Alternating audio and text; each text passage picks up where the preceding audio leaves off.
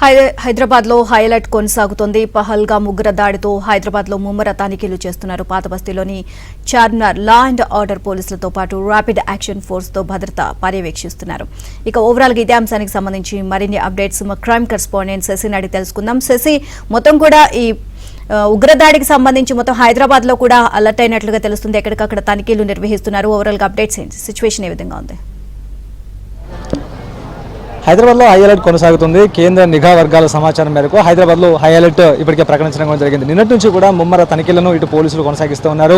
పాత బస్తీతో పాటు ఇతర ప్రాంతాల్లో ఈ సోదాలు కంటిన్యూ అవుతూ ఉన్నాయి. ఇప్పటికే హైదరాబాద్లో ప్రధానంగా చార్మినార్ పరిసర ప్రాంతాల్లో భారీ భద్రతను పోలీసులు ఏర్పాటు చేస్తున్నారు. ఈరోజు శుక్రవారం కావడం, ఆ తర్వాత ప్రార్థనలు కూడా ఈరోజు జరుగుతాయి కాబట్టి అందుకు అనుగుణంగానే భద్రతను కూడా కట్టుదిట్టం చేసినటువంటి సందర్భం కూడా ఉంది. ఒకవైపు ర్యాపిడ్ యాక్షన్ ఫోర్స్తో పాటు మరోవైపు లా అండ్ ఆర్డర్ పోలీసులు కూడా ప్రజెంట్ నేను చూపిస్తున్నటువంటి చార్మినార్ పరిసర ప్రాంతాల్లో ఈ భద్రతను కంటిన్యూ చేస్తూ ఉన్నారు. మక్కా మసీద్లో మరి కాసేపట్లో ప్రార్థనలు కూడా ప్రారంభం కాబోతూ ఉన్నాయి. అయితే పహల్గామ్ ఉగ్రదాడికి నిరసన వ్యక్తం చేయాలంటూ కూడా ఇప్పటికే ముస్లిం నేతలు భావించారు. ఇందుకు అనుగుణంగానే ఎంపీ అసదుద్దీన్ ఓవైసీ ఒక పిలుపు కూడా ముస్లిం నేతలకు ఇవ్వడం కూడా జరిగింది. ప్రార్థనకు వచ్చేటటువంటి సమయంలో అందరూ కూడా పహల్గామ్ ఉగ్రదాడికి నిరసనగా నల్ల బ్యాడ్జీలను ధరించి వచ్చి ప్రార్థనలో పాల్గొనాలి, నల్ల బ్యాడ్జీలతో ప్రార్థనలు నిర్వహించాలంటూ కూడా పిలుపునిచ్చినటువంటి సందర్భం కూడా ఉంది. ఇదే నేపథ్యంలో ఇప్పుడిప్పుడే ప్రార్థనల కోసం వస్తూ ఉన్నారు. చాలామంది కూడా నల్ల బ్యాడ్జ్లను ధరించి ఈ ప్రేయర్కి వస్తున్నటువంటి సందర్భం అయితే కనిపిస్తుంది. ఒకసారి మనం విజువల్లో కూడా చూడొచ్చు. చేతికి నల్ల బ్యాడ్జ్లను ధరించి చాలామంది కూడా మక్కా మసీదులోకి ప్రార్థనలు నిర్వహించడానికి వెళ్తున్నటువంటి సందర్భం. అత్యంత కిరాతకంగా టూరిస్టుల మీద కాల్పులకు జరిపి వారి ప్రాణాలు తీసినటువంటి ఉగ్రవాదులను చర్యలను ఖండిస్తూ వీరంతా కూడా ఇప్పుడు నిరసనకు దిగుతున్నటువంటి సందర్భం. మొత్తానికి ఈ ప్రార్థనల నేపథ్యంలో పోలీసులు భారీ బందోబస్తును ఏర్పాటు చేశారు. ఒకసారి విజువల్స్లో కూడా చూడొచ్చు. చార్మినార్ వద్ద ర్యాపిడ్ యాక్షన్ ఫోర్స్ భద్రతను కంటిన్యూ చేస్తే ఇక మక్కా మసీద్కు ముందు ప్రాంతంలో మాత్రం ఇక లా అండ్ ఆర్డర్ పోలీసులు ఈ భద్రతను కంటిన్యూ కొనసాగిస్తున్నటువంటి సందర్భం అయితే కనిపిస్తుంది. ప్రధానంగా పాత బస్తీలో ఉండేటటువంటి సున్నితమైనటువంటి ప్రాంతాలు ఏవైతే ఉంటాయో ఆయా ప్రాంతాల్లో ఇప్పటికే భద్రతను ఏర్పాటు చేయడంతో పాటు తనిఖీలు కూడా ప్రధానంగా కొనసాగిస్తూ ఉన్నారు. ఇందుకోసం ప్రత్యేక బృందాలు ఈ తనిఖీలో పాల్గొంటూ ఉన్నాయి. రాత్రంతా కూడా చాలా ప్రాంతాల్లో ఈ తనిఖీలు కొనసాగాయి. ఎందుకంటే గతంలో హైదరాబాద్లో కూడా ఉగ్రదాడులు జరిగాయి.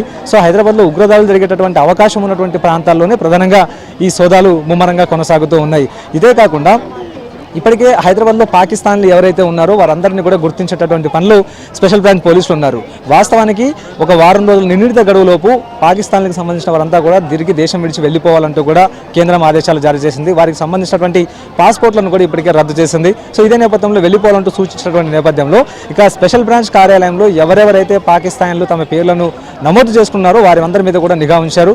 వారి వివరాలను ఆరాధీసే ప్రయత్నం చేస్తున్నారు. వారంతా ఎక్కడెక్కడ ఉన్నారు, ఇక్కడ నుంచి పంపించేటటువంటి ప్రయత్నంతో పాటు వారికి సంబంధించినటువంటి వివరాలు ఏ ప్రాంతాల్లో నివాసం ఉంటున్నారన్న అంశాల గురించి కూడా ఆరా తీసేటటువంటి ప్రయత్నం అయితే చేస్తున్నారు. మొత్తానికి హై అలర్ట్ అయితే మాత్రం హైదరాబాద్ వ్యాప్తంగా కొనసాగుతుంది. కేవలం హైదరాబాద్లో మాత్రమే కాదు, కొన్ని జిల్లాల్లో కూడా ఈ అలర్ట్ కొనసాగుతుంది. ప్రధానంగా నిజామాబాద్ లాంటి ప్రాంతాల్లో కూడాను సోదాలు జరుగుతున్నట్టుగా అందుతున్నటువంటి సమాచారం.